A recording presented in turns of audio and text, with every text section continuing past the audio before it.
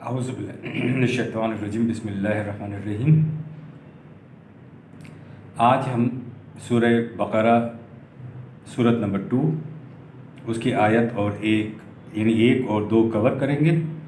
یہ chapter number 1 ہے اور اس کا ایپیسوڈ بھی پہلا ہے، یعنی ایپیسوڈ نمبر 1۔ الف لام میم ذالک الکتاب لا ریب فیہ ھدی للمتقین۔ سورہ بقرہ الف لام میم سے شروع ہوتی ہے۔ الف لام میم کو الفاظ نہیں کہا جا سکتا، عربی زبان میں یہ ہر لفظ کا مادہ حروف سے بنتا ہے جو اپنا ایک متعین معنی دیتا ہے۔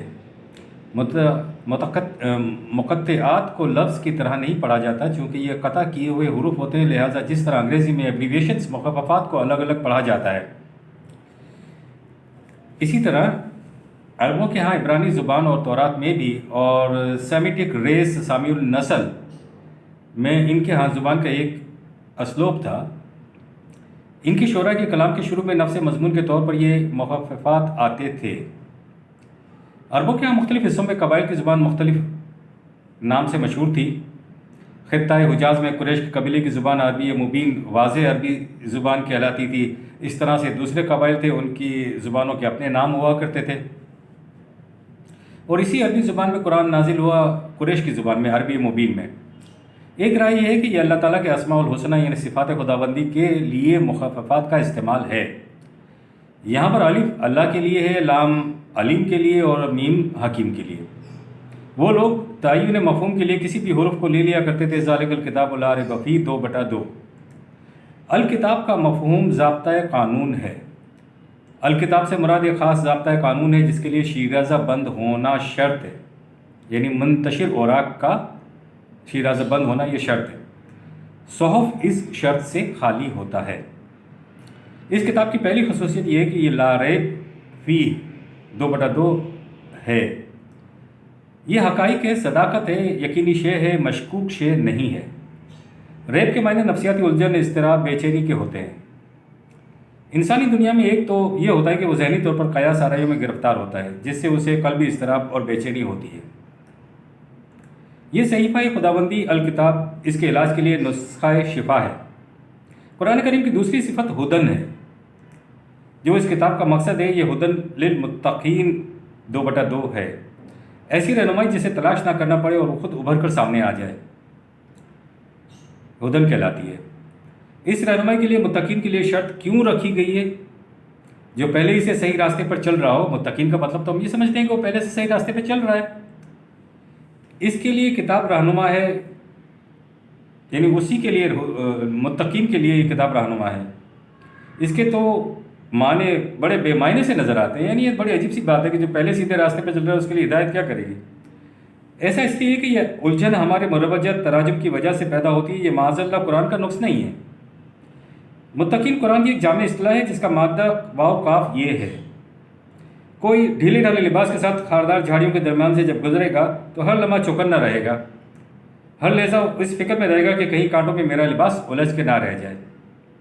اسے متقی کہتے ہیں جو راستے کی خطرناک گھاٹیوں سے بچ کے چلنے کا آرزو مند ہو اور اس فکر میں رہے کہ کہیں میرے لباس کی طرح میرا کردار داغدار نہ ہو جائے۔ اس کے لیے سب سے پہلے آرزو کا ہونا ضروری ہے۔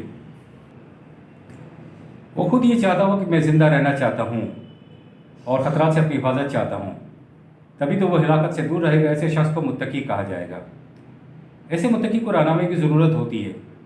قرآن حکیم کے نزدیک صرف وہی شخص متقی ہے جو اپنی ذات کو خطرناک گھاٹیوں سے محفوظ رکھے۔ یہ تصور عرب وہاں لاتے تھے جب گھوڑا راستے پر پڑی کنکریوں سے بچتا ہوا چلے، اس خوف کے ساتھ کہ کہیں کوئی کنکر نال کو نقصان نہ پہنچا دے۔ وہ ذہن جو فٹ آ جائے نہ کہ اس کی پیٹھ کو زخمی کر دے۔ قرآن کریم پریزرٹیو تحفظی نسخہ ہے کہ اگر انسانی ذات کو اس کے اندر رکھ دیا جائے تو پھر کوئی شے کسی طرح سے بھی اس ذات کو نقصان پہنچانے کی بجائے استحکام بخشتی ہے، اس طرح سے کہ موت کا جھٹکا بھی اسے پناہ نہ کر سکے۔ اس تحفظی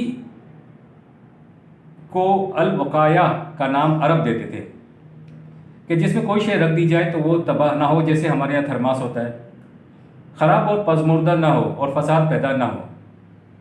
غور کرنا چاہیے کہ ہدی للمتقین کے لیے قرآن نے جن الفاظ کا انتخاب کیا ہے اسے کھولتے چلے جائیے، اس کی تعلیم کے تمام مقاصد ابھر اور نکھر کے سامنے آتے چلے جائیں گے۔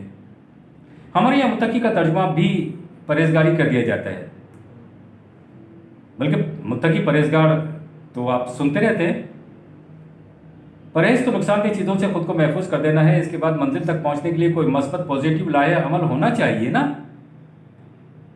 یہ ترجمہ اس بات کی کفایت نہیں کرتا، یعنی یہ بات سمجھ میں نہیں آتی۔ مادیت کے متعلق ہمارے ہاں غلط تصورات متوارث چلے آ رہے ہیں۔ یونانی فلسفہ، ہندو کی ویدانت، مجوسیوں کے ہاں خیر اور شر سے متعلق تصور اور تصوف کے اندر دنیا کی ساری جاذبیتیں، کششیں، یہ سب آلائشیں، کثافتیں اور خباثتیں ہیں۔ یعنی مادہ قابل نفرت شے ہے، دلدل ہے، یہ تصوف کے یہاں ایک مزاج ہے۔ ان سے دور رہنا چاہیے۔ قرآن تعلیم اس تعلیم کے برعکس پیش کرتا ہے اپنی تعلیم کو۔ اس نے مادے کو مسخر کرنے کا حکم دیا اور اس طرح فائدہ اٹھانا طبعی زندگی کے لیے ضروری ہے، اور یہ اسی لیے بھی ضروری ہے کہ اس سطح حیات پر تمہاری ذات کی نشو و نما کے لیے کوئی دوسرا راستہ ہے بھی نہیں۔ مروجہ تراجم میں متقی کا مفہوم پرہیزگاری سے لیا جائے تو پھر زندگی دو الگ الگ شعبوں میں بڑھ جاتی ہے۔ دنیا کے دندوں کو وہ جہنم سمجھتا ہے، اور جب یہ کہتا ہے کہ کچھ اللہ کا نام بھی لینا چاہیے اور عاقبت کی فکر کرنی چاہیے، تو یہ وہی چیز ہے جو مادے کے دلدل کا تصور ہے۔ ان الفاظوں کو ہم استعمال تو کر لیتے ہیں، لیکن ان کی گہرائی میں جو خطرات پوشیدہ ہوتے ہیں انہیں ہم نظر انداز کر دیتے ہیں۔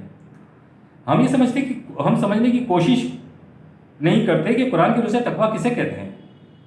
اس کے لیے ہمیں سب سے پہلے یہ دیکھنا ہوگا کہ محسوساتی طبعی دنیا کے متعلق قرآن کا رویہ کیا ہے، اور قرآن ان کے متعلق کیا تعلیم دیتا ہے۔ آیت 10/5 اور 6، اللہ تعالیٰ نے چاند اور سورج اور ستاروں کو گنانے کے بعد کہا کہ عناصر کو باطل نہیں بلکہ بالحق پیدا کیا ہے۔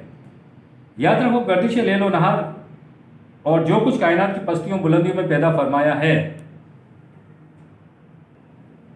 اس کے فوراً بعد کہا ہے کہ لآیات 10/6، یہ منزل مقصود تک پہنچنے کی علامات یعنی آیات ہیں، اور لقوم 10/6، اور یہ علامات اس قوم کے لیے جسے قرآن لقوم یتقون 10/6، یعنی یہ متقیوں کے لیے ہے۔ متقی قوم یا تقوی شعار قوم اس کارگاہ کائنات میں غور و فکر کرتی ہے جو یہ کارگاہ کائنات ہے، اور اس کے بعد اسے مسخر کرتی ہے کیونکہ اسے اپنی طبعی زندگی اس میں گزارنی ہوتی ہے۔ تقوی شعاری کا پہلا تقاضا تذکیر فطرت ہے۔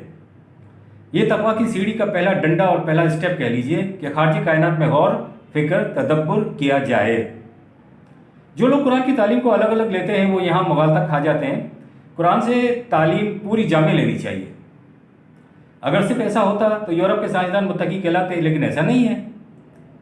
تذکرہ کائنات کے محاصل کا استعمال باہمی مفادات کی بنیاد پر کرنا یہ شرط ہے۔ ہم نے کائنات پر غور اور فکر کر کے فطرت کی قوتوں کو مسخر بھی کر لیا۔ اس کے بعد جب ہم اپنے مفادات اور معاملات کی دنیا میں قدم رکھتے ہیں، تب اللہ تعالیٰ نے جذبات انسانی کو اقدار خدابندی کے تابع رکھ کر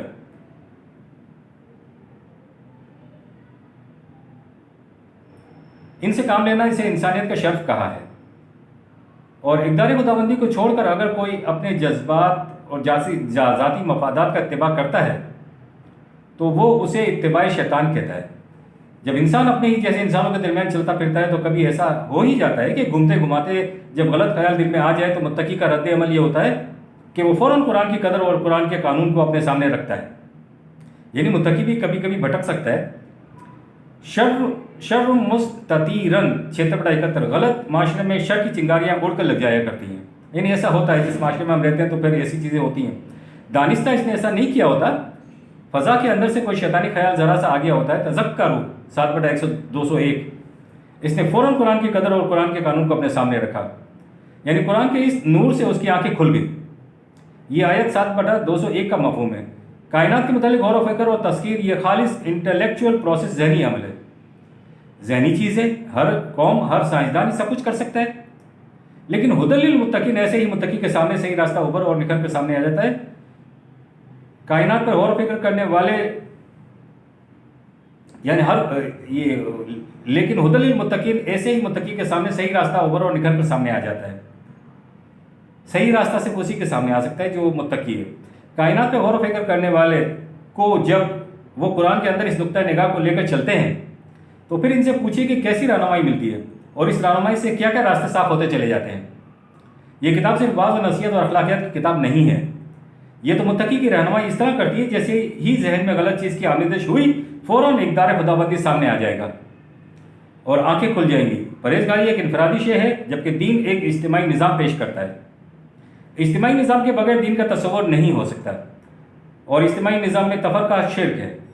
اجتماعی نظام کو مسجد کی علامت سے ثابت کیا گیا ہے، اور اس کے لیے سب سے پہلے مدینے میں ایک مسجد بنائی گئی اور اس کی بنیاد تقویٰ پر رکھی گئی کہ مسجد تفریق بین المومنین کے تصور سے پاک ہونی چاہیے۔ وَتَفْرِيقًا بَيْنَ الْمُؤْمِنِينَ نمبر 107۔ دوسری مسجد جو مدینے میں بنائی گئی اسے جماعت المومنین میں تفرقہ پیدا کرنے کی کوشش قرار دیا گیا۔ لا تقم فیہ ابدا نمبر 108۔ اس میں کبھی کھڑے نہ ہونا۔ وہ مسجد جس کی بنیاد پہلے دن سے تقویٰ پر رکھی گئی ہے، اس کو یہ حق حاصل ہے کہ تم اس میں جاؤ۔ تفرقہ والی مسجد میں نہ جاؤ، بات صاف ہو گئی۔ جیسے ہی ہم تفرقہ کے قریب گئے ہم مشرکین میں سے ہو جاتے ہیں، متقی نہیں رہے۔ متقی کے لیے 3 بنیادی شرائط آپ سن چکے ہیں: فطرت کی کارگاہ کائنات میں غور و فکر کر کے اس کی قوتوں کو مسخر کرنا، ان قوتوں کو اقدار خداوندی کے ضابطے کے مطابق نوع انسان کی منفعت کے لیے صرف کرنا، اور پھر ایک تنظیم، ایک جماعت اور ایک امت کی تشکیل کرنا جس میں تفرقہ نہ ہو۔ ان میں سے اگر ایک شرط بھی اگر کم ہو جاتی ہے تو وہ متقی نہیں ہو سکتا، یا وہ جماعت تقویٰ کے قریب نہیں ہوتی۔ اسے قرآن سے ہدایت نہیں مل سکتی۔ یہ ہدی للمتقین 2/2 ہے۔ ہدن کا لفظ استعمال کر کے قرآن نے بات واضح کر دی کہ یہ تو ان لوگوں کے لیے ہے جو راستہ چلنے کے لیے کمر کس تیار بیٹھے ہوتے ہیں۔ ہماری طرح کمر توڑ کر بیٹھنے والے نہیں ہوتے، اور بیٹھا رہنے والا چلنے والے کے برابر ہو نہیں سکتا، یہ آپ جانتے ہیں۔ چلنے والے کے لیے ہی رہنمائی ہے، جو چلنے کا ارادہ کرتا ہے اس کے لیے رہنمائی ہے۔ سیروا فی الارض 6/11۔ اس زمین میں چلو پھرو۔ یہ چیز تو زندہ قومیں کرتی ہیں۔ قرآن نے سیروا فی الارض 6/11 کہا ہے۔ قرآن شاعری نہیں کرتا، تصوف میں شاعری ہی ہوتی ہے۔ اس نے کہیں بھی یہ نہیں کہا کہ سیروا فی الافلاک جیسا تصوف میں ہوتا ہے۔ ہدی للمتقین، یہ رہنمائی ان کے لیے جو آمادہ سفر ہوں۔ آمادہ سفر کو ہی خوف ہوتا ہے کہ کہیں خطرناک راہوں سے گزر نہ ہو جائے، وہ محفوظ راستے کی تلاش میں رہتا ہے۔ قدم قدم پر طبعی زندگی کی حفاظت کا سامان بھی کرتا رہتا ہے، اور ساتھ میں اپنے لباس کو، جس میں کردار کا لباس بھی شامل ہے، کو خاردار جھاڑیوں سے سمیٹتا ہوا چلا جاتا ہے۔ اس طرح اس کی ذات محفوظ ہو جاتی ہے اور وہ تحفظی پریزرویٹیو ہو جاتی ہے، اس کی ذات، جس سے وہ ذات موت سے بھی مر نہیں سکتی۔ آپ سفر پر چل پڑے ہیں، آپ کو یقینی طور پر کچھ معلوم نہیں ہے کہ یہ راستہ ٹھیک ہے، آپ کو قدم قدم پر عدم اطمینان ہوگا، یقین کی کیفیت نہیں ہوگی، آپ کا قلب ایک تذبذب، ایک اضطراب کا شانہ بنا رہے گا۔ آپ کو امن کیسے نصیب ہو؟ آپ کو کوئی بھی عمل و طریق اختیار کریں، کوئی بھی تجربہ و تحقیق کریں، جب تک اس کے صحیح اور درست اور آزمائے جا چکے میں آپ کو شک ہو، اس وقت تک ریب کا شکار رہیں گے۔ لیکن جب آپ کو امن نصیب ہو جائے اور یقین ہو جائے کہ یہ بنیادی اساسی قوانین صحیح ہیں، اسے ایمان کہتے ہیں۔ ایمان کا مادہ الف میم نون ہے، جو امن ہے۔ ظن و قیاس کے برعکس یقین ہی ہمیشہ امن کا باعث بنتا ہے۔ ربنا تقبل منا انک انت السمیع العلیم۔ آج ہم نے ایپیسوڈ 1 کیا، چیپٹر 1 کا۔ شکریہ۔